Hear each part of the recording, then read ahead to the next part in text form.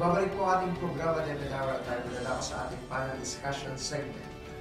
Sa iba ating bisita, Maurice. Ayan, pakilala natin sila, Sir Alan. Kapiling natin ngayong gabi, si Ma'am Roger Salenga ng Kalibambangan Integrated School.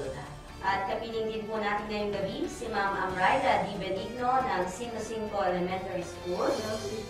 At si Ma'am Nadine Jane Luis Itulanya ng Samon Elementary School. And Sir Alan, siguro bigyan natin sila ng chance para bumati. Pero bago kami ng pagbati ay binabati ko muna ang ating principal sa Momenting Learning at ang mga kaguruan sa Mountain Elementary School. Magandang gabi po sa inyo. Ayan, ako din. Binabati ko ang ating putihing PSDS na Mr. Nay, Ma'am Marcelina S. Arenas, ang aking pulong guro, Ms. Benita Ricciason, at yung Valley Cruz Teaching Force. Unahin na natin sa kanyang pagbati si Ma'am Roger Salenga. Ma'am, good evening po. Hi, good evening everyone. Let's say good evening to my principal, Doris N. Ocampo, and all teaching force of Kalibambangan Integrated School. Hi. Si Ma'am Amrida naman. Hello, magandang gabi po kay Ma'am Dolores Caparas, principal po ng 55 at sa aking mga co-teachers, saka sa family dito po ng Daur at family dito po ng Kanting. Hello, magandang gabi. At kasama rin po natin sa ating studio si Ma'am Nadine Jane Luis Tulanya. Ma'am. Good evening po sa ating lahat. Nais ko pong balikin unang-una po sa lahat si Ma'am Teresina M. Sarangaya ng Samon Elementary School at saka po lahat po ng mga teachers ko po and family ko po sa Italy at dito sa Pilipinas. Nakakapit tayo sa Italiano. Kasi kami din po natin ngayong gabi kung nakatato po sa mga bagong teacher, bagong ineg, kung nag-uusap tayo sa public school. At tatanungin po muna natin ang kanilang mga karanasan kung meron silang karanasan pa sa pagtuturo sa pribadong sektor o sa ibang bansa kung meron at try natin ipagkumpara yung karanasan nila. Yes. Ngayon. Tanong natin kung ano yung mga background nila bago sila napasok. Ika nga dito sa sangay ng kabanatuan, ano yung kanilang pinagmulan? Si Ma'am Rog. Hi, good evening. So, I've been teaching since maybe 2010 before I graduated as an early childhood educator.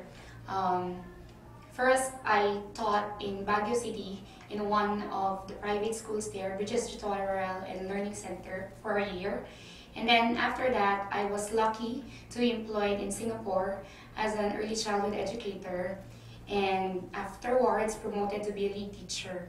So maybe because of the private experiences, there was this big difference in coming here as a public teacher. And what is that difference, ma'am? Maybe first of all, the culture. Kasi when you go there in Singapore, they have a different culture, and when you come back here, you have a different culture. And maybe some of the teachers, they don't know na for each, each school, there are also different cultures. Like for example, in 55, iba yung batian ninyo. It's one of the part of the cultures. And sa Samon. And for us then sa Kalibambangan Integrated School, we also have a different culture. And maybe the biggest difference is that when you come here as a public teacher, you really need to, your challenge na gawin lahat. And kasi diba, syempre, we don't have that much, resources. So you need to be resourceful, innovative, and creative teacher for you to be able to actually give out the best activities and lessons for your children, for your students. And be able to adapt in public setting, di ba, Sir Alan? Yes. And mukha namang naka-adapt na si Ma'am sa setup ng public school. Tama ba, Ma'am? Yes, possibly. Yeah. Si Ma'am ay nasa kindergarten na, Sir Alan. Si Ma'am Amrida naman, ano po yung bago kayo mapasok sa DepEd Cabanatuan, ano po yung ginagawa, pinagkakaabalahan po natin? Saan po tayo naka-employ? Wala po, ma'am. Well, I don't have much experience when it comes to teaching. 3 months lang sa Barangay Siklong Laor. After ng 3 months, na-employ po ako dito sa Kabanatuan at doon po ako napunta sa 5-5. Si ma'am pala ay from Laur. Yes, ma'am. 3 months lang po as MLSP. Pero yung family niya nasa Pampanga. Sa atin, Sir Alan. Okay. Kasi ma'am Nadine naman po. Yes po. Last year po, nag-try po akong magparang. Then, anong nangyari po, since wala po akong experience, pumasok po ako sa isang school, sa CCCI. Private school po siya, dyan lang po sa tabi ng palengke. So, nakakuha po ako ng experience doon for 1 year. Tapos po, bumalik po ako at tinry po ulit magpa-ranking. Ayun po, sa awa po ng Diyos. At siguro po, plano po talaga ni Lord. Ayun po, natanggap naman po ako this time. So, ngayon po, nagtatrabaho po ako at pinagsisilbihan ko po yung Samon Elementary School. Sa kinder po ako na-assign.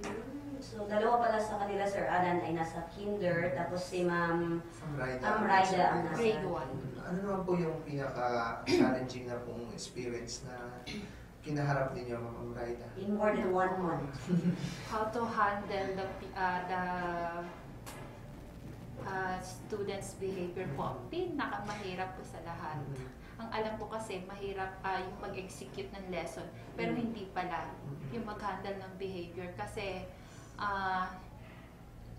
hindi kasi sa Camtinio, although pareho hindi naman nasa city lang din yung 5-5 pero napakalayo ng mga bata kung ikukumpara doon sa mga bata sa Camtinio. So nakita ko po yung pagkakaiba.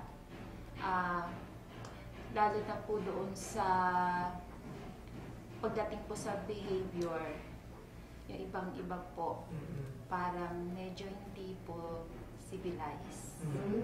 Medyo lang po. Medyo lang. Kasi nasa gilid na kasi Siguro dahil siguro bata pa ganun no? Yung sinabi kanina ni Ma'am Rog na bawat barangay, iba-iba yung culture o yung behavior ng mga bata niyo. Ang pinakamaganda naman doon ay kung paano sinusolusyonan ni Ma'am Raida yung nakita niya na so, siguro pagbigay si Ma'am ng mga sa tingin niya ay effective na Yes, sir. pamamaraan na. Intervention po, ginagawa ko po lahat. Katulad ng naan.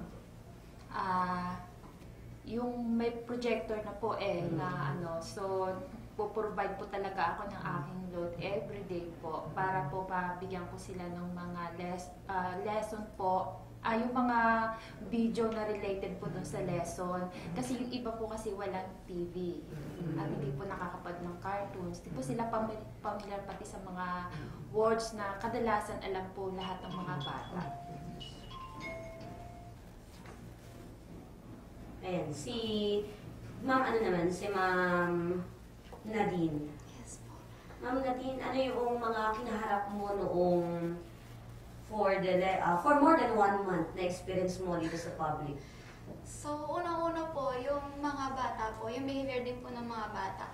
Pero more than that po, yung tipo po na hinahatid po sila ng parents po nila. Kumbaga, inaasa po nila sa mga teachers na iaalaga po yung bata. Parang wala pong support yung mga parents. So, yung talaga po ang masakit po sa kalooban ko na tanggapin po yung mga bata na wala pong suporta yung mga parents. Lalo na po, kinakontak ko po yung mga parents pero wala pong response.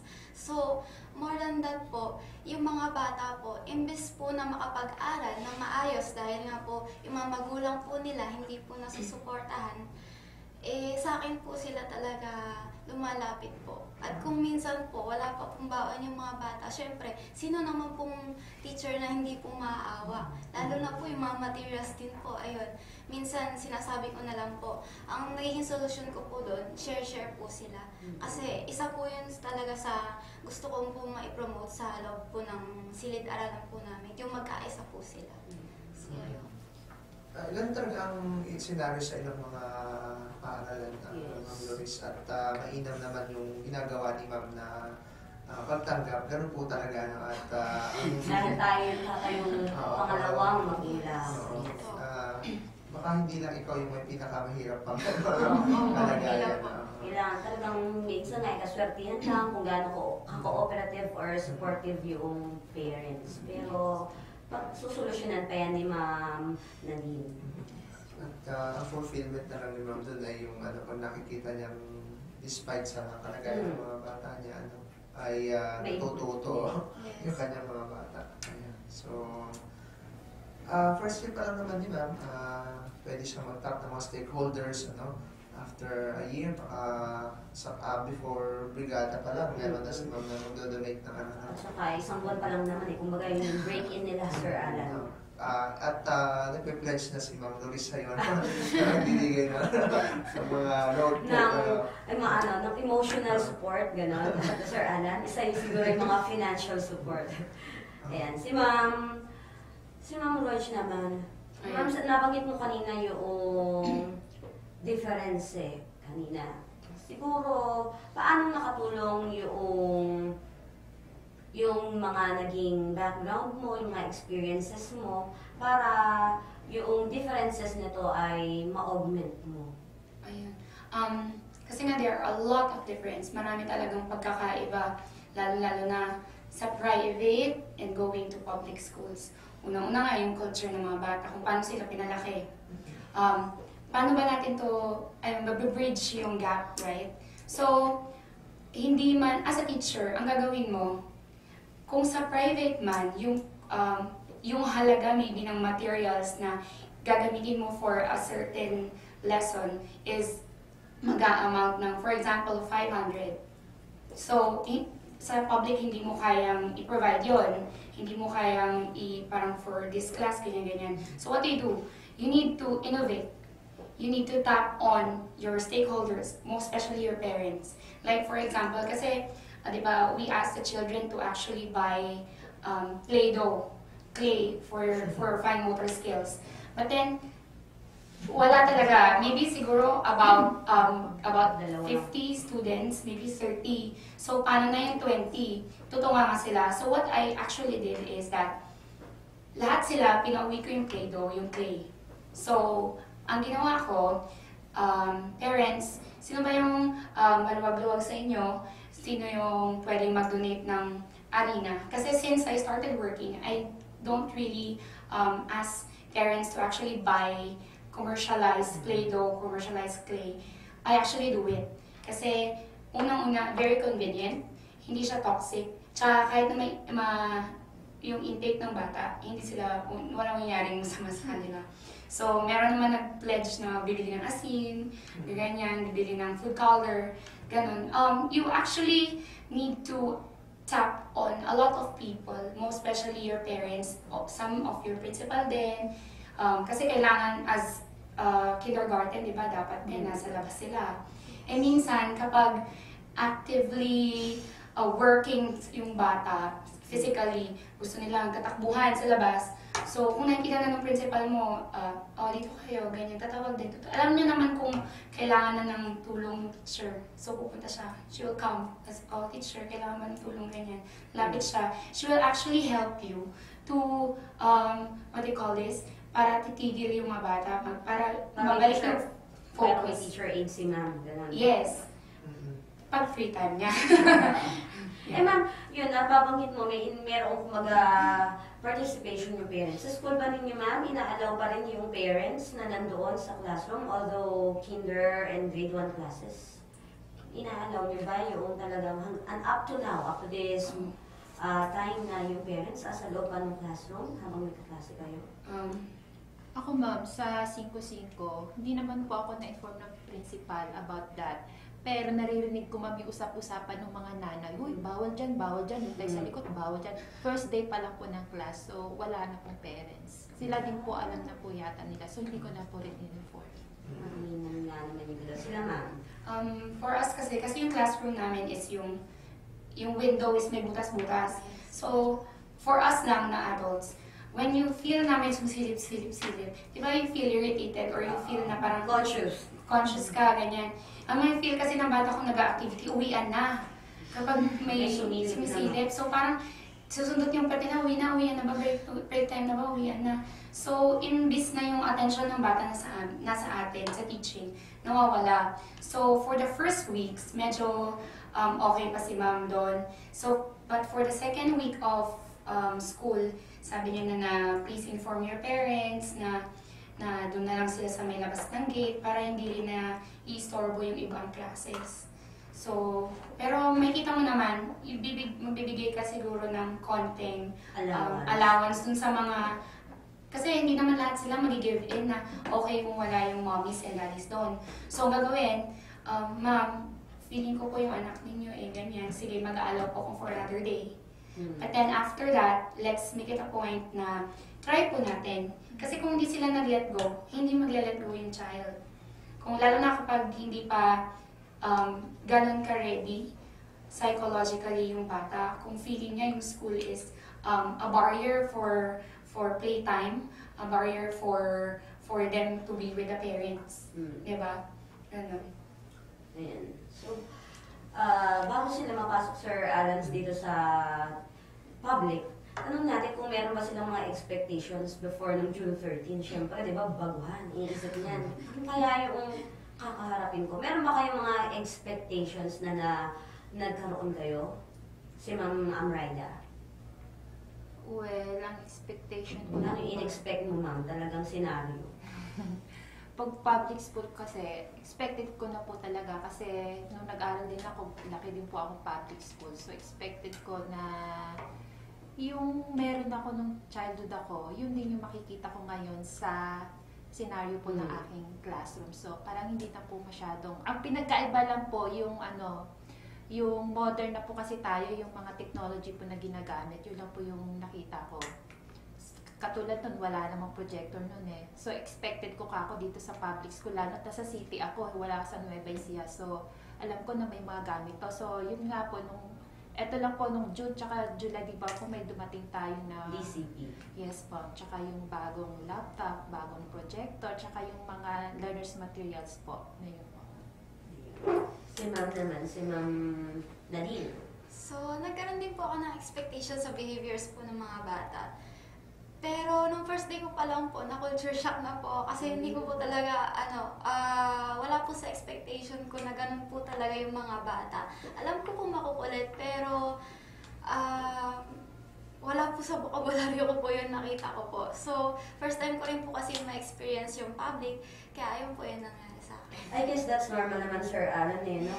Kasi coming from private tapos going to public, katulad natin, Sir Alan, ano? At saka si ma'am kasi ay hindi pa nakapagturo sa elementary. Sa preschool po, sa Preschool. kindergarten. Okay, so at ang ko nagtuturo siya ng secondary before. Kasi iba yung orientation, di ba? Okay. Elementary po, tapos naghandle din po ng high school. Pero ang graduate mo po ay degree ay Sa elementary po. elementary. So, culture shock sila. Kumusta naman yung shock mo? Okay naman na ngayon. Okay shock naman pa rin po lang. ngayon. Nasanay na po. Nasanay na. Yan. Eventually, gradual naman di ba yung adaptation? Step by step. Ang kindergarten ay play-based at karaniwan ng sinasabi na hindi sila magpapabasa sa classroom.